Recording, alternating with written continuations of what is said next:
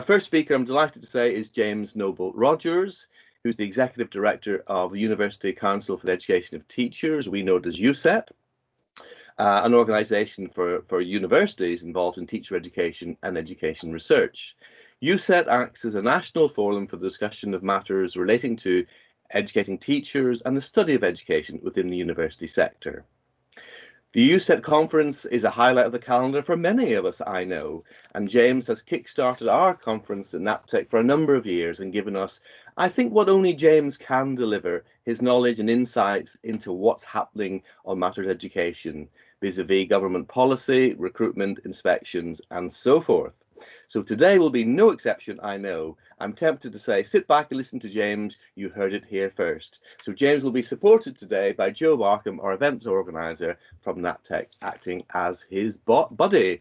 So I'm going to open it up to Joe to facilitate that and welcome James as our very first speaker today. You're very welcome, James. Thank you. Well, thank you very much for inviting me here again. I mean, I do have a long history of opening NaPTEC events. I think I've worked out this will be my 14th go. I was just a young boy when I started. You were a whippersnapper. I did miss last year's because I was abroad at a conference, but other than that, I've been to them all since I joined UCET, and it's always been a pleasure. But I do miss going to St Hugh's College in Oxford, but hopefully we'll all be there this time next year. We had the UCET conference this week, so I understand the challenges of doing things online, but it does work. I'll be trying to dip in and out throughout the day if I can. I've got something to deal with immediately after this, but I'll be dipping in.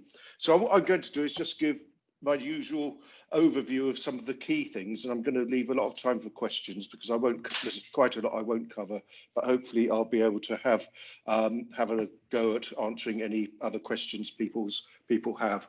But first of all, I started the UCET conference by saying this, and I want to repeat it to ITE colleagues here today. I think a big thank you to the sector for what you've achieved since we were hit by COVID-19. As I've said before, teacher educators in SCITs and in HEIs have been the unsung heroes of this pandemic. Teacher education providers have continued to supply schools and colleges with the teachers that they need. You've been at the forefront of developing new ways of providing online learning and support. You've developed robust new ways of assessing student teachers against the relevant standards, and you've provided care and pastoral support for those in your care. You've been a huge resource for schools and colleges, and at the same time, you are faced with the same challenges and pressures in your personal lives as the rest of the population. So you can all be immensely proud, and let's turn this event, as we did the UCET event, into a celebration and recognition of everything that's been achieved. So that's the sort of preamble. Firstly, to run through some of the key highlights of, and you'll be aware of a lot of this already, but perhaps we can build on it during discussions.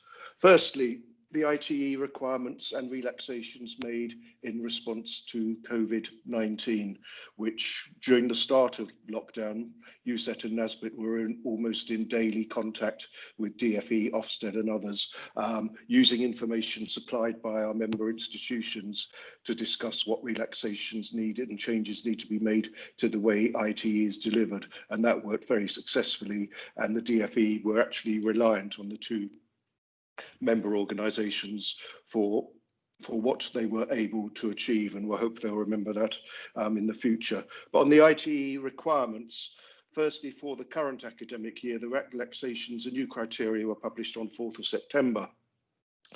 Programmes should be designed, I stress designed, to give student teachers the time in school they need in order to demonstrate they meet the teacher standards. The criteria refers to the amount of time this was typically involve. For example, for postgraduate routes, 120 days, but the 120 days is not set in stone. So if for any reason a student or all the students don't go in for 120 days, you won't be found non-compliant.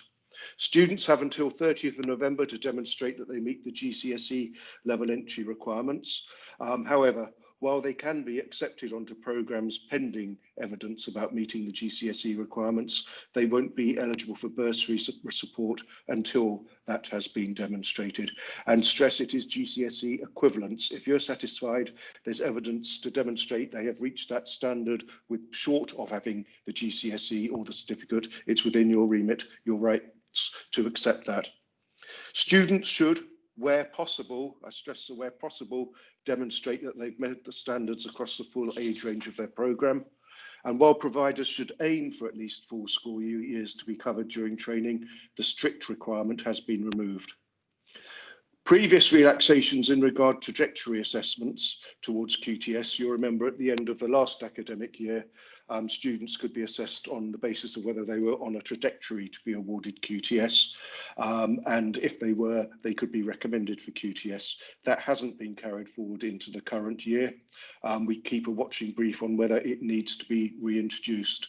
The other one that hasn't been carried forward, which might sound a bit odd, is the wholly or mainly in England requirement, where at least 51% of a student's placement has to be in schools in England. I mean, this affects providers who providing training in border areas close to Wales or the Scottish border, for example.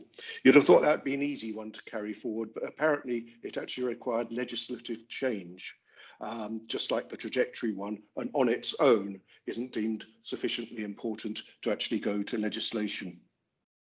So placements and risk assessments, you'll all be aware that securing school placements continues to be an issue. To be fair, it hasn't been as big an issue as we were worried it would be a month or so ago, partly because of the relaxations that the DfE's made to the ITE criteria, and because providers have stopped recruiting. They, in many cases, we could have recruited more students, but they only recruit up to the level of capacity and availability of placements. So recruitment, there's a sort of self-policing element in that. I mean, UCET and NASBIT, we conducted regular surveys on placement availability throughout the summer and shared the results with DfE. But there does, although things aren't as bad as we thought they would be, there is going to be a continuing issue for some providers. And I'm getting regular reports that they had 30 placements still to find. And there's also a danger of schools withdrawing from placements at short notice because of local circumstances, infection rates within the school or the locality or whatever. We've also had reports of parental pressure being placed on schools not to accept students because they read all the stuff about students out partying, etc. Which is an issue. Some things which have helped, which we were able to negotiate, at UCET and NASBIT's suggestion, DfE did put in their guidance to schools on the reopening of schools about the information about the benefits of having student teachers. And I think just this week there's communication going to the schools in the independent sector about encouraging them to accept students on placements. And we were able to negotiate student teachers having critical worker status so that they should be treated on all fours with existing staff in schools and should not be treated as being additional adults going into school. And I think that made a great deal of difference.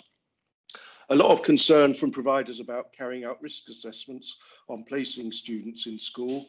We did issue some generic guidance on this, identifying the range of factors that ITE providers should take into account when considering whether to place students in particular schools under a number of different scenarios.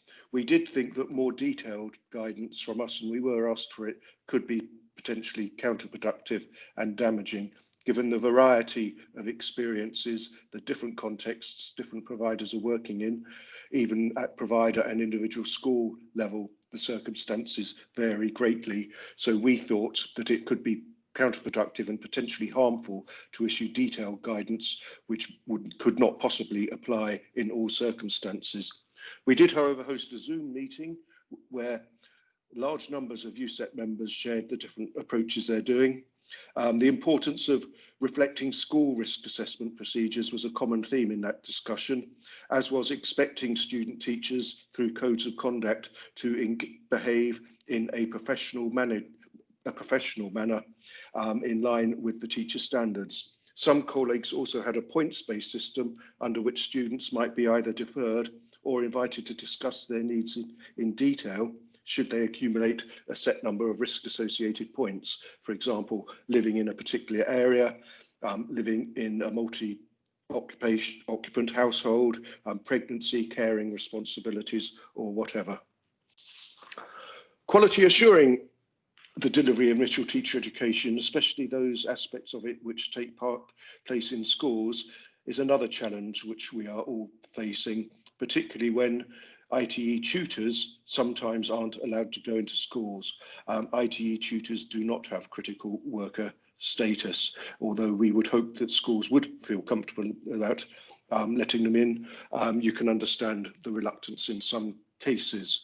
A lot of lesson observation is being done online and remotely, and that is absolutely fine, and is probably to be encouraged. Some providers are looking at observing discussions between student teachers and mentors in addition to supplement what they get from online observation. There's been some examples of head teachers being reluctant to live streaming or having lessons recorded. It's a mixed picture on that. The DFE did, again at UCET, and that's a suggestion, issue some advice about things to take into account from a child safety perspective there. We know that some schools might not allow recording, but they are allowing live streaming, while others are allowing recording or live streaming, but requiring that the faces of children themselves be pixelated. And some schools and providers are asking parents to agree in advance to their children being filmed, and if they object, then that can be coped with on the ground. ITE applications and recruitment to ITE at the current time is, as you'd expect, very buoyant. Recruitment to ITT goes counter to the general economic trends. When the economy is doing well, this is no surprise. Recruitment to teacher education programs is problematic. When the economy is doing less well, or as we are faced with recession, recruitment to ITE tends to be a lot more buoyant, and there have indeed been significant increases in the number of people recruited to ITE programs for the current year, and we can expect applications for next year to be healthy as well, although it would be good to get some feedback from you on that. There will still be challenges in store in respect of some subjects and places. The worry of this is, I think, that the DFE start to become too relaxed about teacher supply. Although recruitment at the moment is buoyant, the systemic reasons why we've had periodic teacher supply crises over the last few years, or going back to 10, 20 years even, will still remain. The DFE can't take its eye off the ball and think the problem has been solved. We still need to get as many good people into teaching as we can accommodate, and for whom there are jobs available, which is why I think the reduction to bursaries, which has particular significance for the primary sector. You'll be aware about the withdrawal of the School Direct Salary Training Grant, is a cause for regret and could keep some potentially good people out of the profession. People, when they're training to be teachers, need something to live on. It's not, and something to help them pay their fees. It's not rocket science, and we're potentially keeping some of the best people out of the profession by not providing sufficient funding for them. On regulatory issues, the Ofsted inspection framework and the new inspection handbook, they were published on the 24th of June. Inspections will take place in a single 4-day visit in the spring and summer terms, with 3 days notice being given. This is important, this next one, a transition statement on page 38 of the handbook, under the descriptors for the good category, does recognise that the new core content framework and new ITE curricula it might not have been possible for providers to fully implement those because of the COVID-19 pandemic, but you still have to ensure that you've got robust plans in place to implement that new curricula. That does go some way to addressing concerns expressed by the sector, but in my view doesn't go far enough. So I said inspections are scheduled to begin in January, probably focusing initially on new providers and those who've not been inspected for a long time. We at UCET did ask that the implementation of the new inspection framework and in fact the CCF be delayed by 12 months to allow providers and their partner schools time to focus on more pressing concerns. This request was, however, rejected and not taken forward. Whether inspections of ITE do begin in January or not remains, of course, to be seen. The results of any inspections carried out under these circumstances, I don't think will give a meaningful picture of what's actually going on, and it will be absolutely impossible to make comparisons between the inspection results of different providers inspected over the course of a 6-year cycle. So they really should have put a halt to things. It has been suggested that why should the ITE sector be singled out and spared from inspections when other parts of education aren't? I don't buy into that argument. The crucial difference is we're not just going on with a pre-existing inspection framework, we're having to cope with a wholly new inspection framework, and I think that on its own would give justification for under the current circumstances to delaying things. But we'll just have to see what happens. I am actually worried that the threat of inspections could encourage some schools who are already on a knife edge about whether, and considering their role in ITE, it could force them out of partnerships, thus increasing the pressure on placement availability. On the inspection framework itself, during the initial consultation, we did object to some statements in the draft framework on systematic synthetic phonics, which firstly undermined ability and integrity of ITE providers to cover approaches to early reading in addition to systematic synthetic phonics. No one's got a problem with them having to cover SSP, but would prevent them from covering or even referencing other approaches to early reading. Although the statements in the original document actually contradicted themselves, it was a big oversight. That has been partly addressed in the final framework, but probably doesn't go as far as we'd like. It makes references to being allowed to make student teachers aware of other approaches to early reading, and it sort of implies that old-fashioned approaches, which isn't helpful.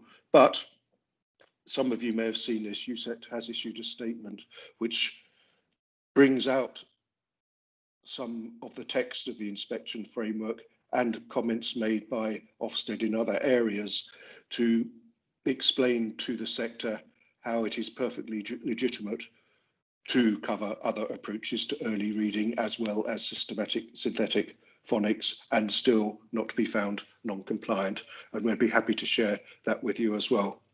The other big regulatory change is, of course, the core content framework, and I'm sure Sam will come on to say something about that soon. It became an entitlement for all student teachers in September 2020, and all ITE providers should be able to demonstrate that their programmes can be mapped against it, subject to the transition statement.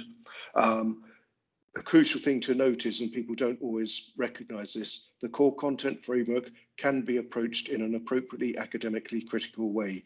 You don't have to actually buy in wholeheartedly to some of the research which underpins it. It can be engaged with in an appropriately critical way. As with the Ofsted framework, we did actually suggest that implementation of the CCF might be delayed by 12 months, but we didn't get our way on that either. We got our way on many things, I have to say, but the Ofsted framework and the CCF are two things where our suggestions that they be delayed weren't listened to. Then finally, before we sort of stop to have any questions, the early career framework, the early rollout of the ECF is underway. It's available to schools in the North East, Greater Manchester, Bradford and Doncaster.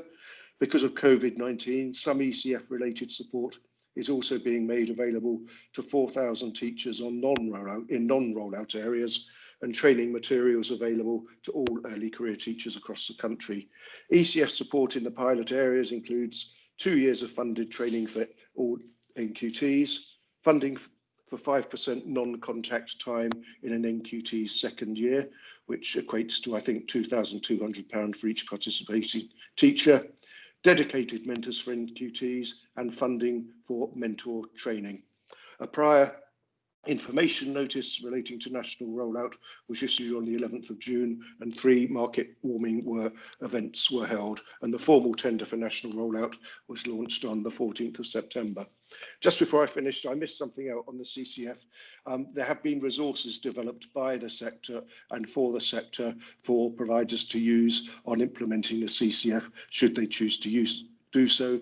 They're available on both the UCET and NASBIT websites. So that's a quick run through of some of the big bullet points. I tried to be prompt because once I did overrun and I took up NaPTEC, and I did take up a lot of the next speaker's time, which was professionally unforgivable, but also domestically, since the next speaker was my wife.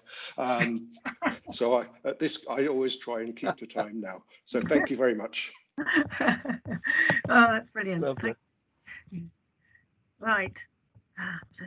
Magically trying to find her. I can't operate the chat function, so I'm not seeing any questions which have been posed. That's right. No. Oh, yeah.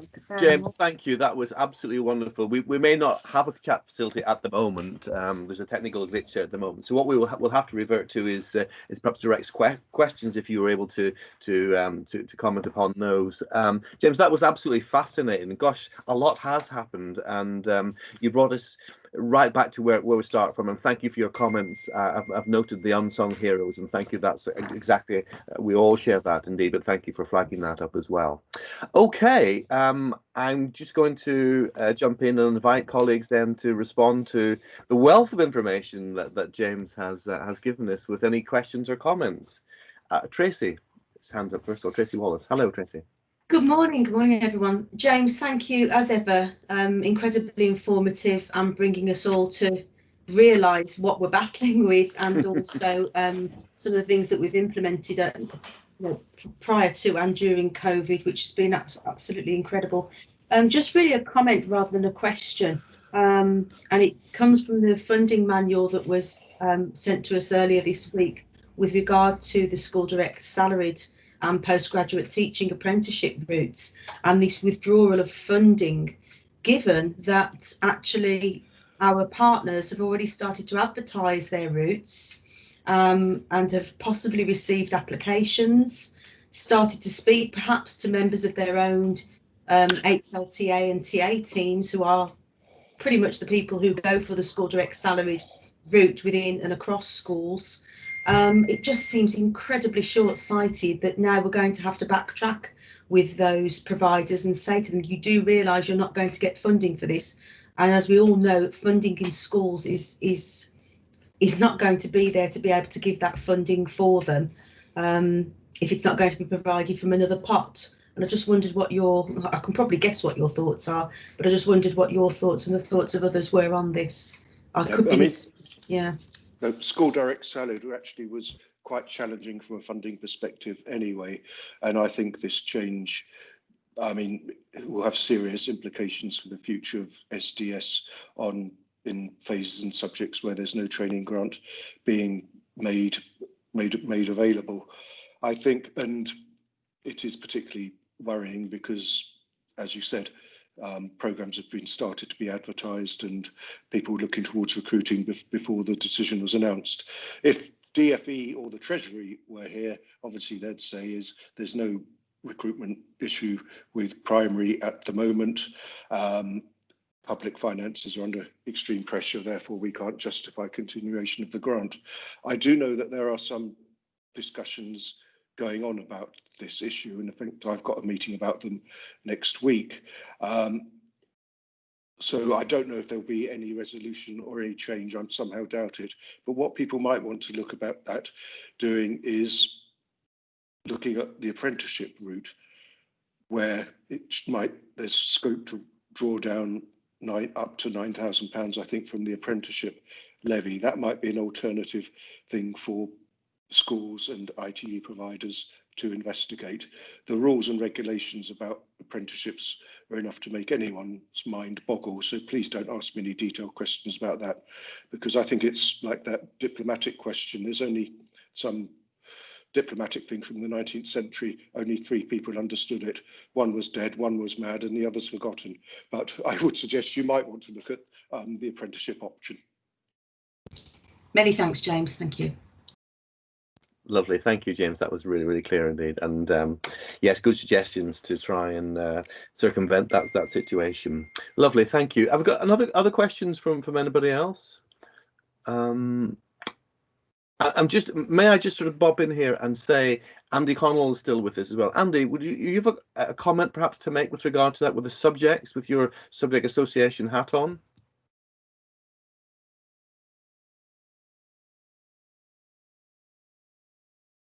Andy? He doesn't hear it now. Can't seem to. Sorry, I got distracted. Oh, there we go. Hi. Sorry, I didn't want to put you on the spot, Andy, but I just thought it would be pertinent to your expertise there as well. Oh, remind me again. Just with regard to the implication then for the removal of the funding from the salaried routes, what that might mean for subjects. Yeah, well, the subject associations themselves, like lots of other people, are quite horrified. It's there are issues. There's always been issues with bursaries and funding and equity, but just removing it, the feeling is, well, that's just going to deny a raft of people who might have been good teachers from coming in. Because if you think about career changes, for example, that's the route they usually use, and obviously shortage subject areas. Any incentive is important. So generally, yeah, they're unhappy that they've just been removed, and removed with such short notice, which also has implications because of the marketing that's gone on that has mentioned that these things exist. So now we're on a very sticky wicket legally as well, because if we've marketed saying these bursaries will be available, and I know you always have an asterisk that says subject to confirmation, but the students don't read the asterisk, so there could be a little bit of a kickback.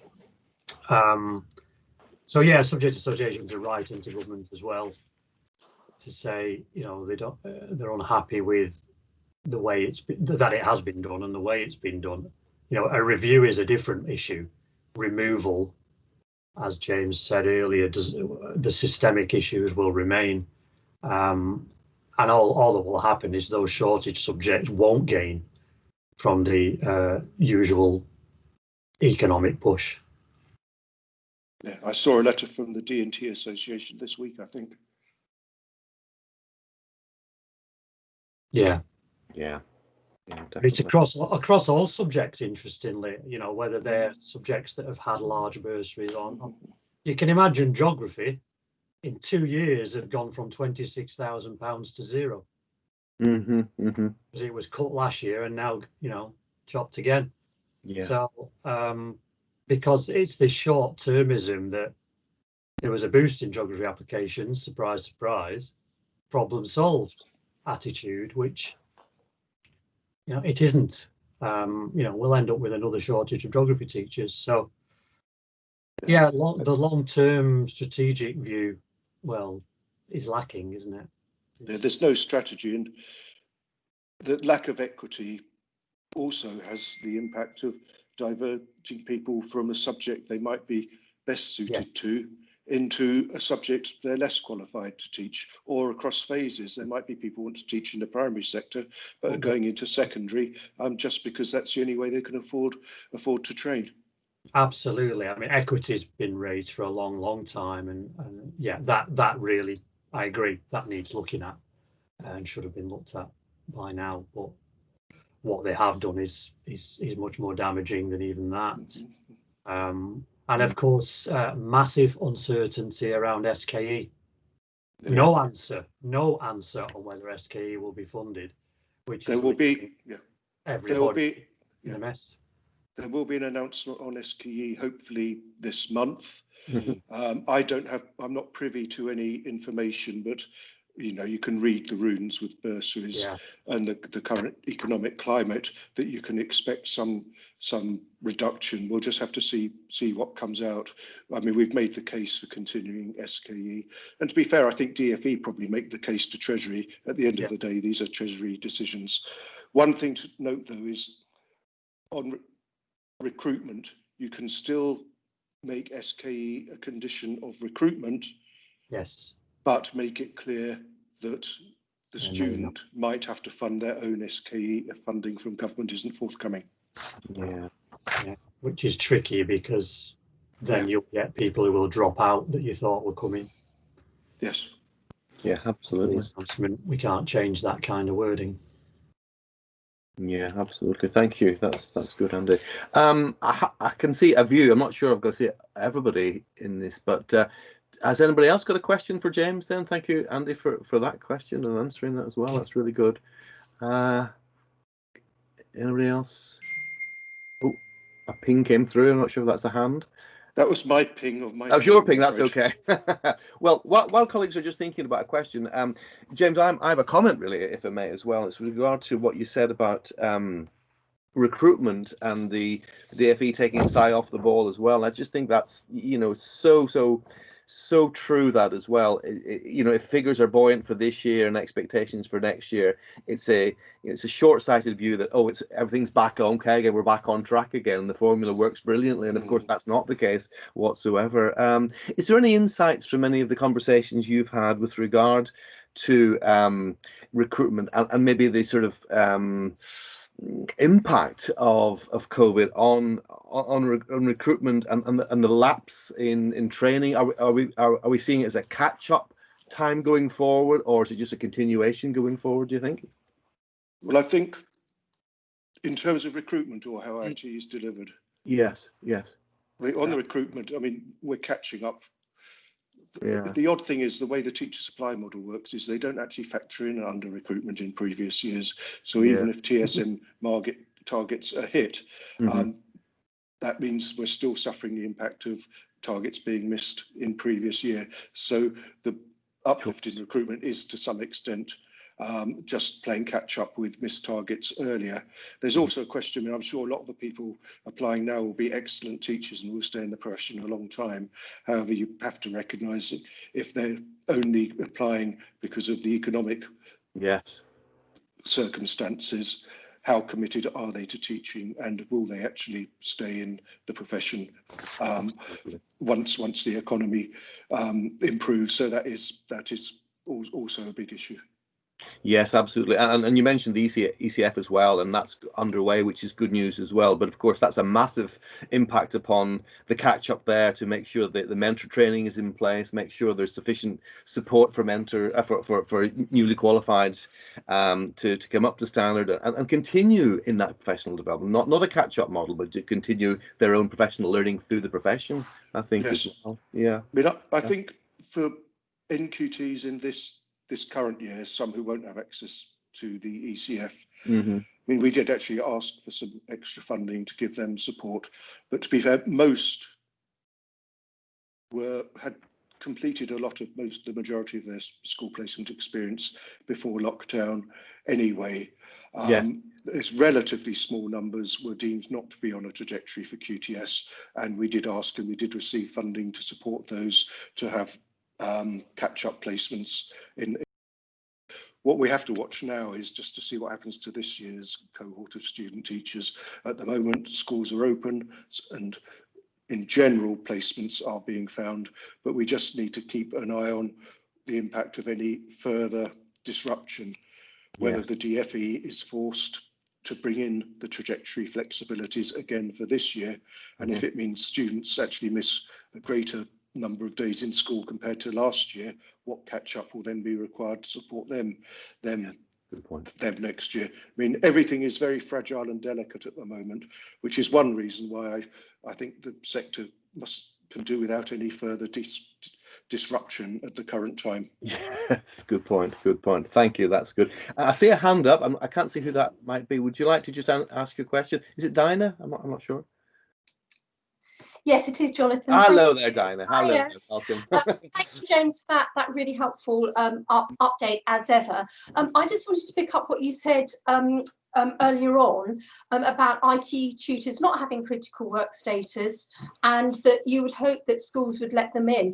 I would be very interested to hear from colleagues if this is the case, because certainly where we're down in Brighton, and the decision was made quite early on that actually our IT tutors would just be remote, would just have to give their support remotely, because there was a lot of concern about people going, people going in and out of schools, and of course, they would be going to multiple schools, so the concern of cross-infection, if you like, there. And just to again put it in context, we had 2 days, today and yesterday, where our trainees, these are just our PGC trainees, I have to emphasise, but actually the IT tutors is across the undergrad and the postgraduate courses. But we had our postgrads, they were due to come in today and yesterday, and today was meant to be a face-to-face session with them, suitably, socially distanced, etc.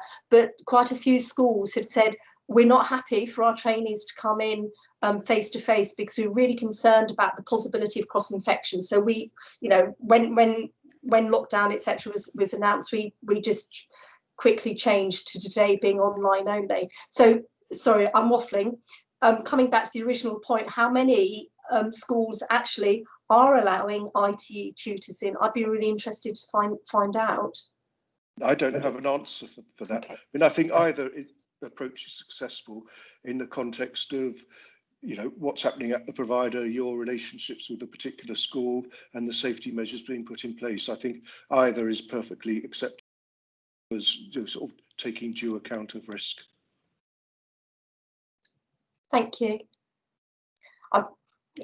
I wondered if anyone could put in the chat if they're doing something differently, because actually, that's one of the huge benefits of NaPTEC, being able to share all of that practice. So thank you. Yeah, thank you. We've noted that question, Dinah. That's a really good one indeed. Thank you. I've written that one down. We have another couple of questions we've got time for, I think, just about. Andy, your hand's up, and someone else as well. Yes, thank you. It was just a quick comment for Dinah, really. I know in Chester the decision was made very early on. ITT courses went totally online, and that was because schools said they were worried about the cross-contamination of them coming into university and going back to school. Thank you. Yeah. And Alison, yes, sorry, Alison, I didn't miss the first time there. Hello. Hello, sorry, I actually work in a multi-academy trust, so I can talk from a school point of view. Oh, good. Lovely. We're dealing every day now with positive cases where we're having to send staff home. It's in inverse proportion to pupils, actually, so we're finding it really difficult to manage our own staff, and then have other people coming in. It's pretty much no at the moment. Even I, as an executive of the trust, I'm not visiting schools face to face. So they're under massive pressure. They have teachers every day having to deal with new information, and a lot of anxiety around parents and other staff. The staff are in bubbles within schools. They're not able to have contact with each other. So if you look at that context, it sort of makes sense to the responses you might be getting. It's not because they don't want to, it's because they're in a very critical situation themselves that changes every day. It makes you wonder about Ofsted going in as well, doesn't it? I can't see that happening, not under these conditions, because we're not, as I say, if you follow the rules and you look at the complexity of the risk assessments that are in place, just for existing staff, let alone visitors, you have to have a very good reason. So, and the head teachers are taking this really responsibly because they're being held to account for the health and safety and well-being of their staff and children. Lovely, thank you, Alison. That's a really good point there, and thank you for that perspective from the schools as well. That's very welcome. We only have a couple of minutes left, and I'm wondering, is there any other questions? I don't see any hands up. Is anybody's desperate to shout that? No, that's good. James, your timing is impeccable. Well done, sir. That's really good. May I just thank you on behalf of everybody for conference again this year so wonderfully. Again, you've given us a wealth of you've heard it here first, information, which is really good. Lots of challenges ahead there as well, but great to have that stable view of what we're doing well, and why we need to continue in this path. There will be challenges ahead, but I think the conference title reflects the challenges and, as I said, the opportunities we make of those challenges ahead. So thank you for introducing us to those as well, and keeping us sane in these times. So thank you for